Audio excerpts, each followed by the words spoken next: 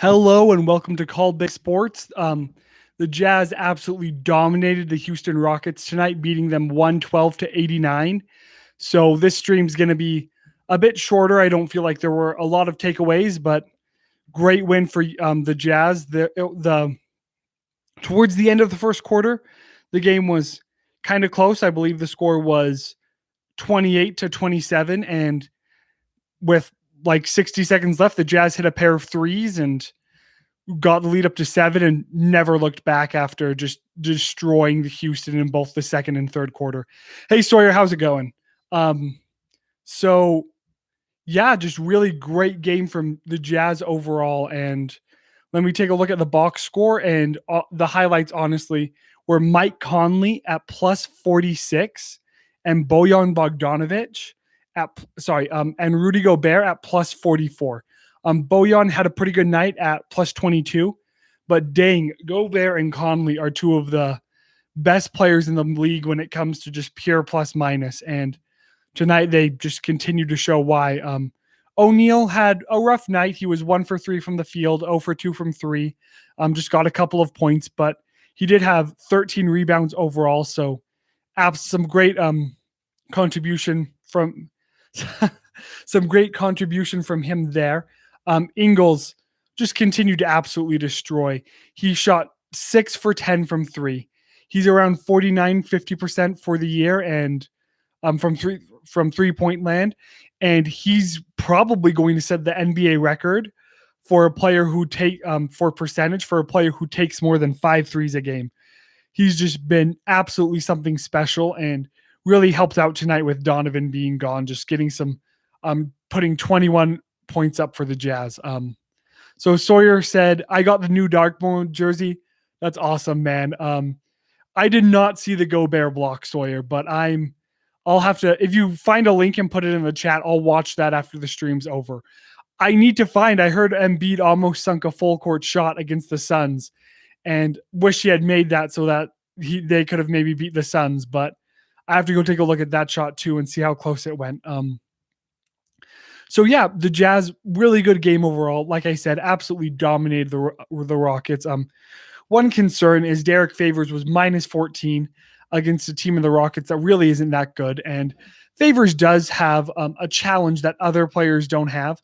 When he fills in for Gobert, no matter how good he is in the post, teams just want to attack the post since that's the time of the game when they're going to be able to get those points in the paint. And Gobert, Favors is a bit older than he was last time he was with the Jazz, obviously. That's how aging works. But another struggle is he's just not as dominant as he was physically when he was with the Jazz last. So they really do need to find a way to hopefully help him get into form a bit more and to perform better come playoffs. The Jazz are struggling with the second unit and him filling in for Gobert.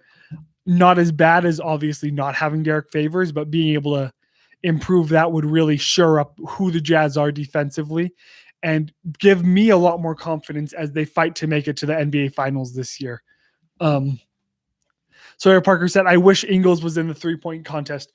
Yeah, I would have preferred seeing him in the 3-point contest over Donovan. I know Donovan was a better name. And frankly, Donovan might have a better 3-point percentage than Conley on the year. So Donovan might have deserved that more than Conley. And we saw how well Conley did. But Ingles would have done a really good job. He's shooting the best percentage in the league among qualifying players on 3-point shots. He's doing some really special stuff this year. And he's 33 and I'm excited to see how much longer he's able to play that way. One thing that he's able to do that other players who shoot similarly to him aren't, like Markieff Morris and the Nets player whose name I just forgot and now I feel really bad about since he's absolutely amazing from 3-point range, is he's able to be a really good ball handler and a pretty solid defender. That's something that a lot of players who have his level of shooting ability just aren't able to do when it comes to their all-around game. And Joe being able to do that is why he's apparently, I learned this today, has the second highest odds of winning Sixth Man of the Year in Vegas. The first highest odds go to Jordan Clarkson. So according to Vegas right now, the Jazz have the best sixth man and the best seventh man, which just shows how incredible our bench has been this year for us. Sawyer Parker said, I'm mad at the Suns one. Yeah, I'm really intrigued to see how this goes. According to 538, the Suns picked up a game they weren't supposed to win tonight.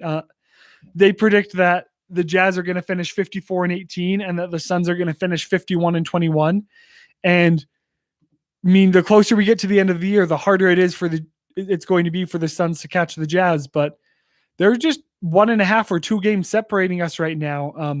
1.5 games. So the Jazz just need to keep winning. And I do think that if the Jazz win 10 of their next 14, that they're probably going to seal the deal. The Suns would have to win 12 of their next 14, if I did my math right, to get there. And that's going to be super impressive. That would include them probably having to beat the Jazz. So if the Jazz are able to beat the Suns, definitely locks it in. But if the Jazz lose, I still think they have the best. I still think they're going to get the 1 seed. But Phoenix is doing a really good job of making it closer than it should be. Ballin All Day said, I can't believe that Joel made that shot. I really need to find that and watch it. It sounds, I mean, if Twitter's going crazy on almost, then it had to have been close. So I'm really excited to see that. Okay, so let me take a look really quick just at the Jazz, just at the team stats for tonight. So the Jazz ended up shooting just over 45% from the field and 37% from three. That's compared to 34.35% from the field for the Rockets and 20% from three. So this was never going to be a game. I mean, the Jazz came out slow the first time they played the Rockets after the All-Star break, but yeah, just really wasn't a lot for the Jazz to try to do here or really even to prove here.